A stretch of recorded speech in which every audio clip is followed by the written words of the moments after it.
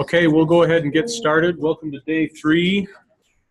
I congratulate you for making it this far.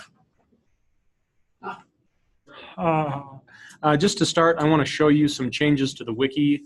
Eric Tang and I have changed the wiki, and it looks like someone is real-time reorganizing those pages. So yes, it's true, anyone can change the wiki, but if you change it, I have a very specific set of skills, and I will find you. All right, so when you load the wiki, you're usually taken to this Intro to Programming C# page. If this menu is collapsed, just click this button. We're organizing it by day now. So here's the day 3 stuff. All right? Great. Let's review real quick last session's learning. So last time we talked about variables, arithmetic, and assignment operators.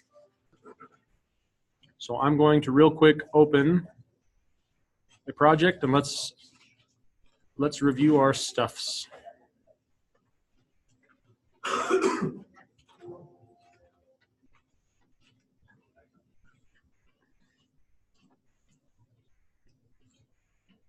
So you remember that variables have 3 parts. What are the 3 parts?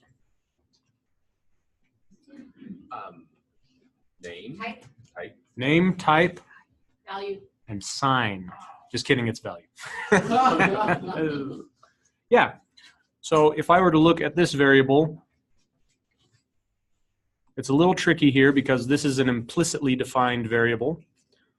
But what is the name of the variable on line 10? Oh wait, we have zooming technology now. Zoom.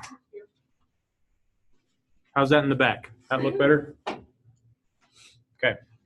So what is the name of the variable on line 10?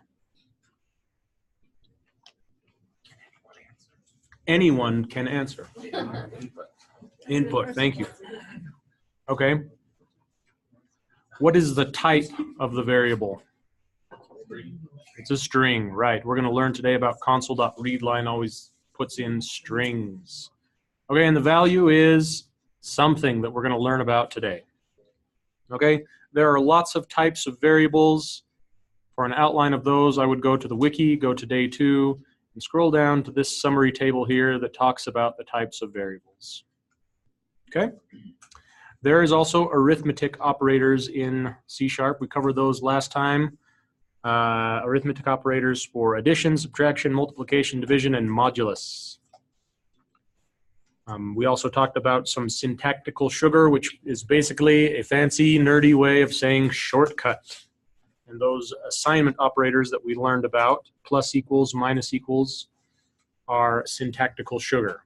So essentially, I'm going to say int number is equal to 1, number is equal to number plus 1. Someone tell me what the value of number is after line 11 executes.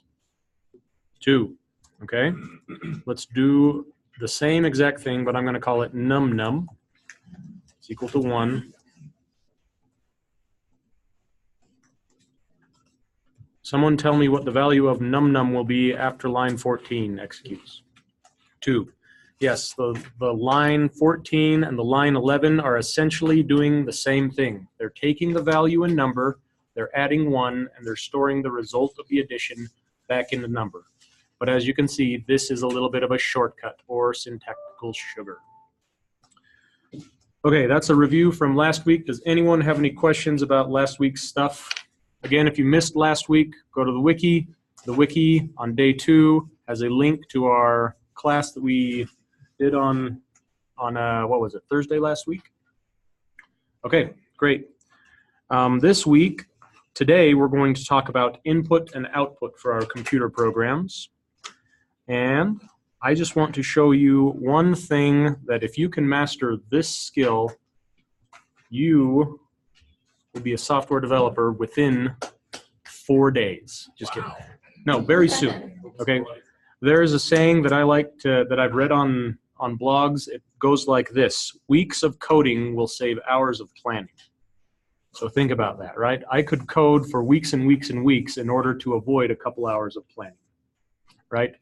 The the inverse is true. If I can plan for a couple of hours, I'm probably going to save myself weeks and weeks of coding, okay? This is something I see new programmers struggle with all the time, is they start writing code before they really understand the problem or before they've done some design, and then they're deep in the weeds and they don't know which variable to declare or what. So this, what I'm about to talk to you about, are defining tables, and they are something that I hope that you take seriously and really master, okay?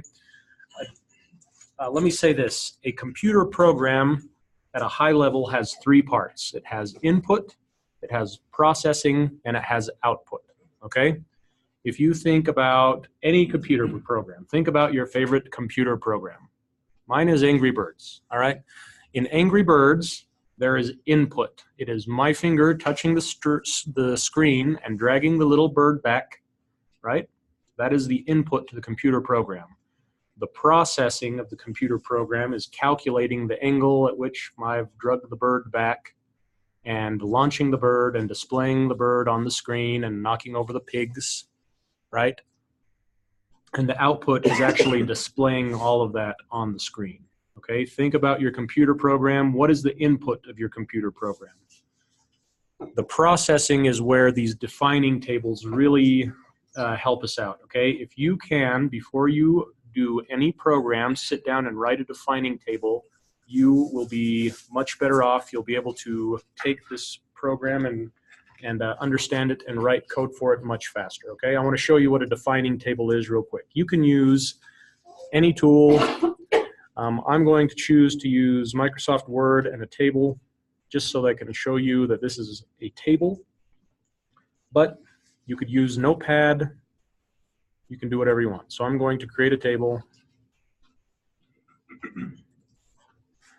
and I'm going to give three headers: input, processing, and output, okay? So for Angry Birds, I would, and I'm going to copy this because I'm going to use it a whole bunch. I'm going to make some copies. Ooh, so many defining tables. They are define.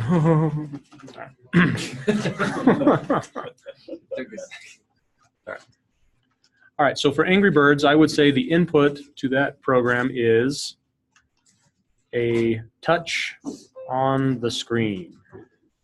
The processing, this is where defining tables are powerful. You need to outline the steps of your program or function or algorithm, and if you can outline it in English, you'll have a much better chance of writing it in code. For example, the processing is determine the angle of the trajectory, determine the pull backiness of the slingshot, I don't know, tension.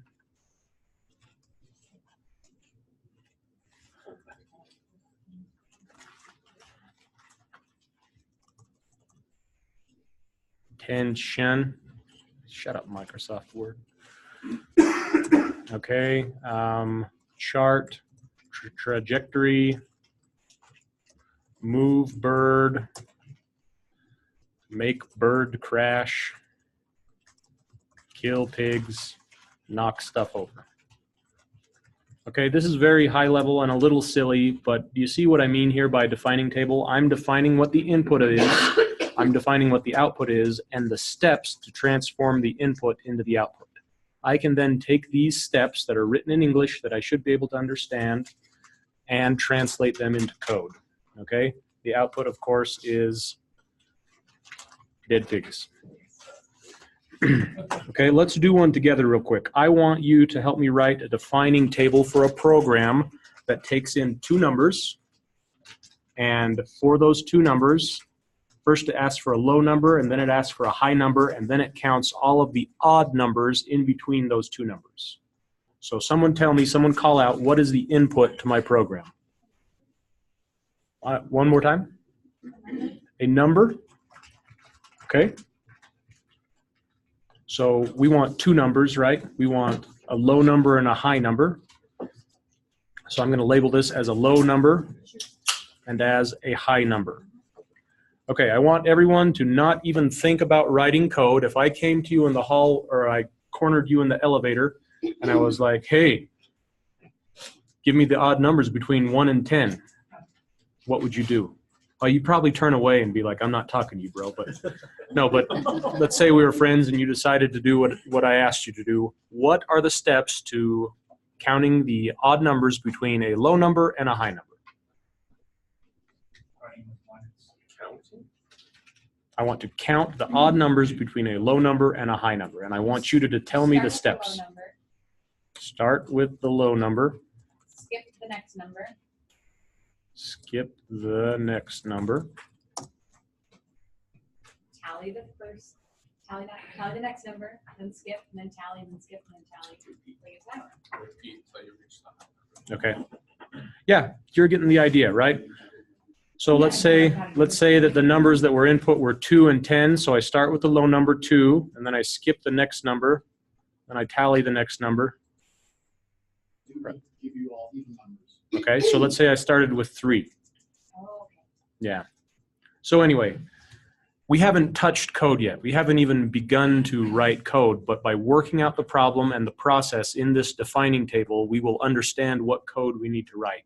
And the better you are at defining tables and planning the steps that you will take, the easier the code will be to write. Okay? So please, please, please, defining tables. At BYU Idaho, if someone turns in code without a defining table, they get a 0. So yeah, and sometimes the defining tables as the semesters go on are really weak. Like for processing in the program we were just talking about, they're like, count the odd numbers. It's like, oh, thank you, Copernicus. Thank you. Yes. Yeah. Yeah. Counting odd numbers. Okay. Real quick, I want to now talk about different kinds of input and output in a computer program, okay? We have been doing the console input and output, but you should know there are many ways to get input and to create output from a computer program.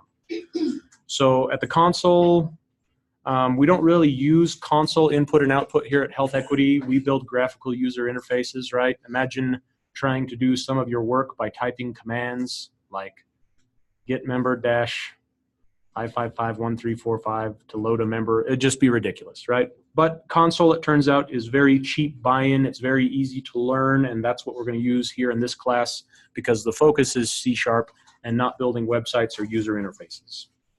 Okay, file input and output is extremely common, and especially here at Health Equity. I bet many of you could name a type of file or a purpose of a file that we send or receive here at Health Equity. Some examples, of course, we're an HSA company, and employers tell us to put money into HSAs, right? They say, I have 1,000 employees, I want $1,000 in each HSA, and here at Health Equity, they do that via a file, right? So that is the input to a program we have here at Health Equity.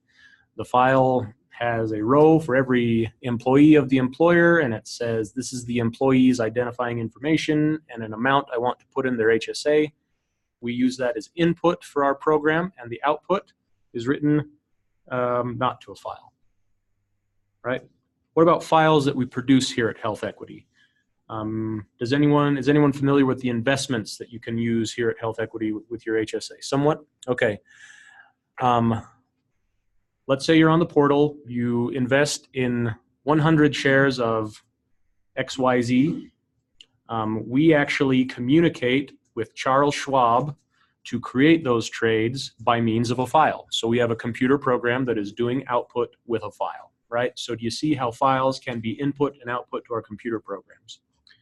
Okay, a database is used to store data. Hopefully everyone is familiar with that. This is not a database course, I won't really explain that, but all of our member information is stored in a database here at Health Equity, right?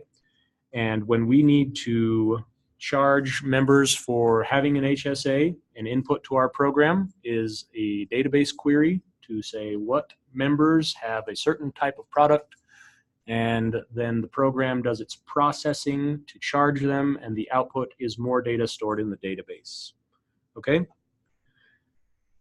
And then the last type of I/O that I want to just briefly talk about is graphical user interface. Okay? This, you can see up here, Microsoft Word is output of a program, and I can give it input. Anytime I type anything, that's input into the program. Output is displaying the characters on the screen, right? Or think about the last time you signed up for a video streaming service. You had to enter in several pieces of information and your social security number and all of your personally identifying information. And that is input to a computer program. The output is Breaking Bad, okay? So those are different types of input and output. Touching a screen on a mobile app, that's input to a program. But just know that we are going to focus on console input and output in this course, okay? I also want to introduce to you quickly the GIGO principle. And GIGO stands for garbage in, garbage out, right? This is a principle that means if you feed garbage into your program, you can expect garbage out of your program, right? For example, we're about to write some programs that are going to take in some numbers, right? We're going to ask the user to type a number. But if the user types pork chop sandwiches and we try and change that into a number, it's like, well, what do you want me to do, right? Sean, change pork chop sandwiches into a number. 42. Thank you. I was not expecting that. You should have. Yeah, so garbage in, garbage out. If you feed your program bad input, you can expect bad output. And actually, the job of a software developer a lot of the time is spent guarding against bad input, writing code to protect your program from bad input. Okay, so let's talk about some code.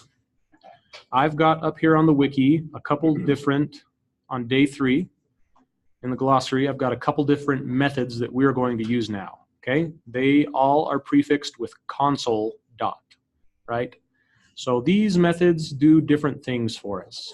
Some of them write output to the console, and some of them read in input from the console. This is where we start having some fun because we can feed in input to our programs and make it do different things, okay? So very first is console.write. The whole purpose of console.write is to write output to the console. So you can see here on line 9, I've got a console.write statement, and it's got parentheses, and inside of parentheses, it's got a string. It's open quotation mark, closing quotation mark, and then enter your favorite number, okay? This is very similar to another piece of code called console.writeLine, which we've been using. The only difference between console.write and console.writeLine is that console.writeLine will move the cursor, the next statement or input, to the next line. So console.write writes output and keeps the cursor on the same line as the output, while console.writeLine writes output and then moves the cursor down. And we'll see an example of that right meow. Okay, so I'm going to do a .NET run. Here we go. So enter your favorite number, and as you can see, the cursor is on the same line as that output. That is what console.write does. It doesn't move the cursor down. 55. 55 is a great number. New line, press any key to exit. Okay? So this line wrote output, but then it bumped the cursor down. If I didn't do console.writeLine, and I just did console.writes, our program wouldn't look very good.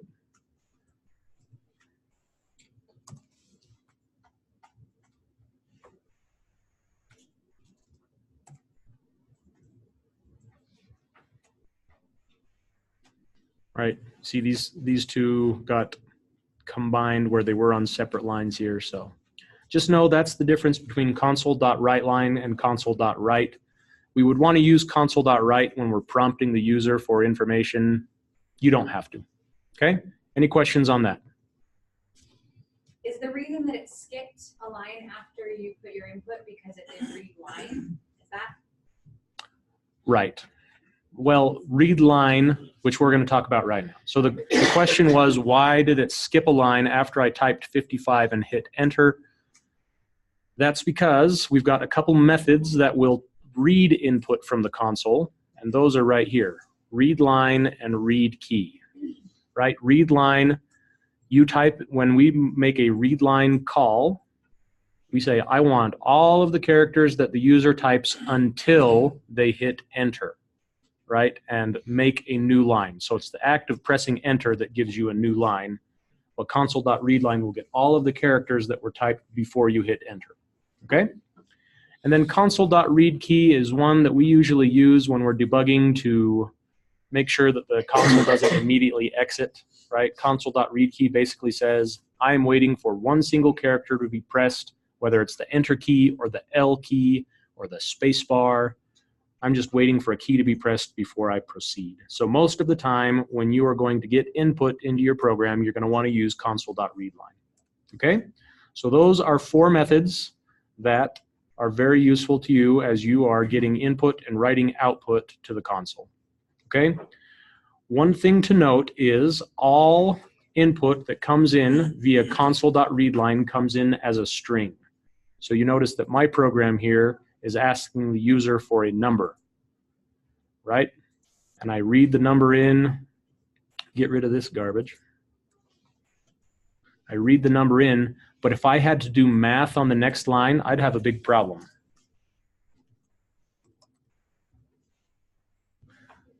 So I want to take whatever I added in and add 66 to it.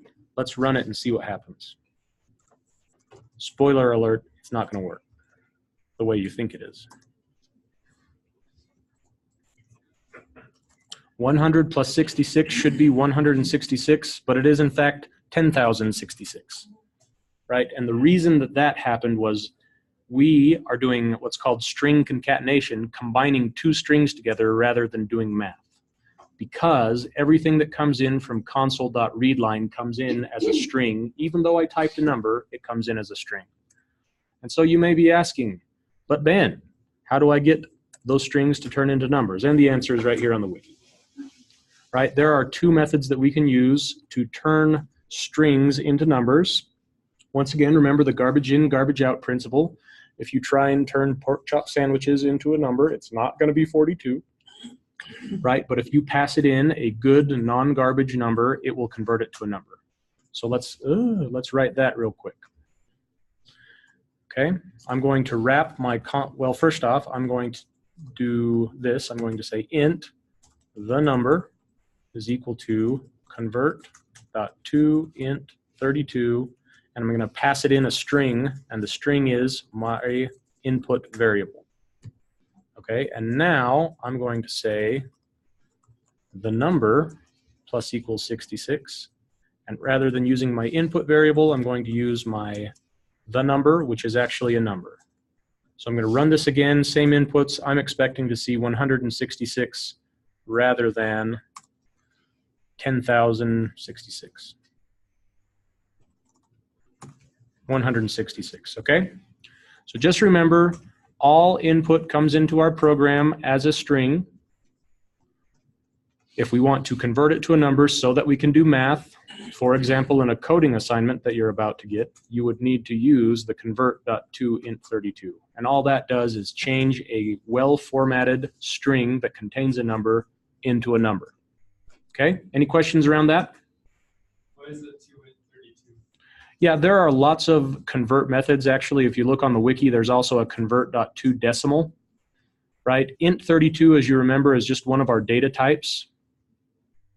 If we were to go to day 2, int, so there's actually a convert.toShort or int16, right? There are all sorts of convert methods, and you can actually see some of those in Visual Studio when you just type convert dot, and it gives you all of these options, right? So you can change a string into any of these types. I just chose int32 because Carl Malone's number was 32. So. Okay, we've got about 29 minutes here. There is a meeting coming in right at 1 o'clock, so we need to be done at 1 or else we'll get glared at again. So I'm going to do a real quick code along assignment, and then I'm going to turn you loose, or you can just start on the coding assignments if you don't want to follow along. Not hurting my feelings very much. Okay, the coding practice assignments are right here on day 3 of the wiki. I've labeled them as easy, moderate, or hard. Okay, they're right here. feel free to get going on those or watch the code along. So the thing that I'm going to do right now is I'm going to take in 3 numbers and add them together. Pretty simple, right? So very first, I'm going to say console, I'm going to let the user know what's going on, console.writeLine, please, oh, quotation marks, of course, please enter 3 numbers. And I'm going to do a console.write. The first number is, I'm going to say int first num is equal to console.read line. And you can see that this throws an error because it says console.read line gives me back a string, but you want to store it in an int. So I need to convert this.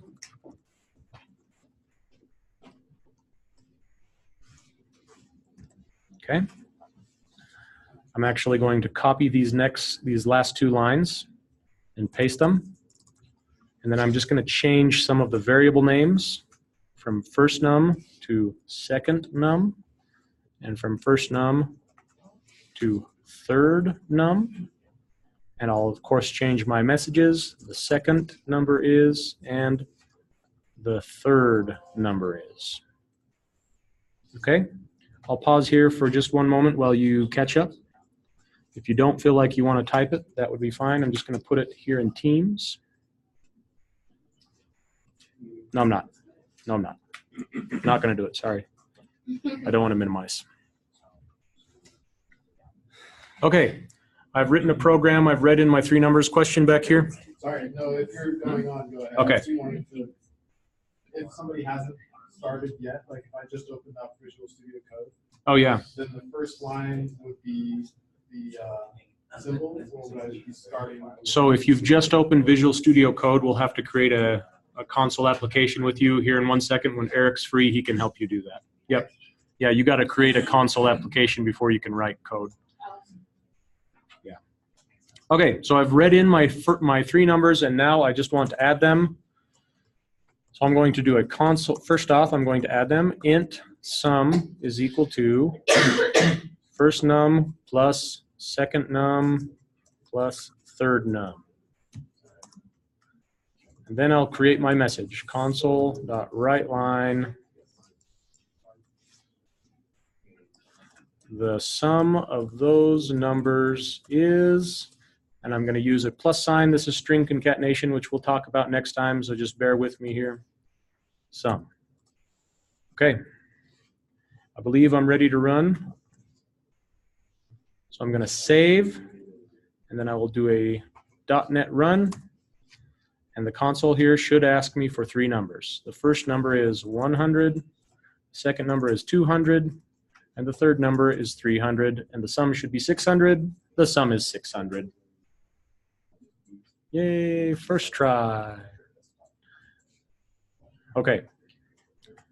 I'm now going to post this code out to Teams, and I'm going to go ahead and turn us loose on the coding assignments. I will come around and help folks who need help. We've got about 25 minutes. Again, let's try and be out of here right at 1.